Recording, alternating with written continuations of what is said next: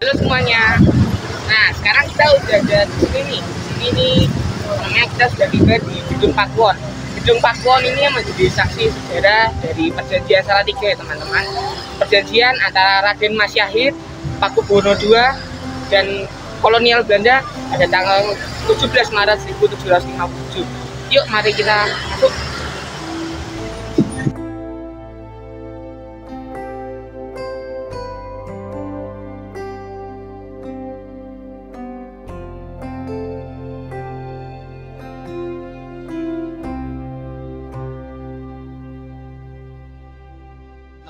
Penampakan Gedung Pakuwon dari luarnya bisa dilihat sekitarnya ini tidak terlihat seperti bangunan kolonial ya teman-teman. Sayangnya kita tidak diperbolehkan masuk ke dalam karena tempat ini masih menjadi milik perorangan. Ini dia teman-teman, dilihat dari tiangnya, dari atap-atapnya juga serta tembok-temboknya. Nah juga dia pintunya ini sudah terlihat cukup berumur karena sejak awal ini Perjanjian Salatiga sudah dimulai dari tahun 1757. Jadi sudah sewajarnya bangunan ini sudah terlihat cukup tua ya teman-teman.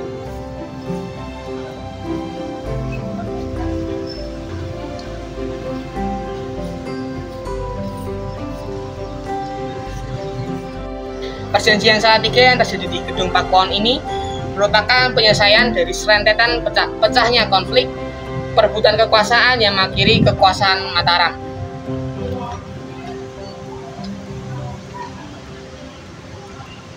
Nah, itu dia Gedung Pakuwon yang menjadi saksi terjadinya Perjanjian Salatiga. Apa sih sebenarnya Perjanjian Salatiga itu? Perjanjian Salatiga menjadi penanda terbaginya Kesultanan Mataram menjadi 3 wilayah kekuasaan akibat konflik perebutan tahta yang berlangsung cukup lama. Perjanjian Salatiga ditandatangani oleh 4 kelompok, yakni Kesultanan Surakarta, Kesultanan Yogyakarta, VOC, dan pihak Pangeran Sambernyowo. Melalui perjanjian ini, Hamengkubuwono I dan Pakubuwono II harus merelakan sebagian kekuasaannya kepada Pangeran Sambernyowo. Daerah yang diberikan mencakup separuh wilayah Surakarta, yaitu Kabupaten Wonogiri dan Kabupaten Karanganyar, dan wilayah Ngawen di Yogyakarta. Dengan begitu, wilayah Mataram resmi dibagi menjadi 3 kekuasaan. Setelah perjanjian tersebut, konflik Kesultanan Mataram mulai mereda dan keamanan relatif stabil.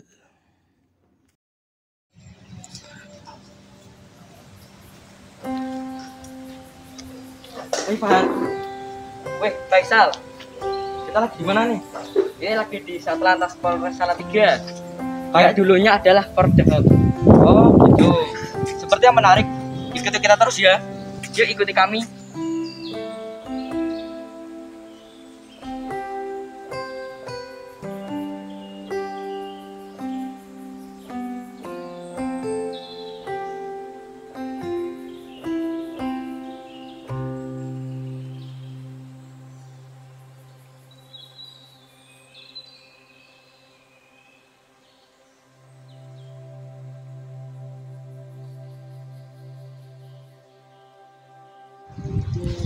Nah, di sini Sal, ada penetapan Pordehok sebagai cagar budaya Salatiga.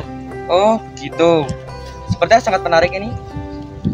Nah, dikutip dari buku Inventarisasi Benda Purbakala dan Bangunan Bersejarah Kota Salatiga, pada tahun 1700-an, Salatiga dianggap sangat strategis bagi VOC yang merupakan perusahaan dagang penjajah. Terkait hal tersebut, di tahun 1746 dibangunlah benteng Fort de Hersteller. Benteng Fort de Hersteller difungsikan oleh VOC untuk memeram pasukan militer yang setiap saat siap digerakkan untuk memukul mundur segala bentuk gangguan. Salatiga yang terletak di antara Semarang dan Surakarta sangat menguntungkan militer dalam bergerak.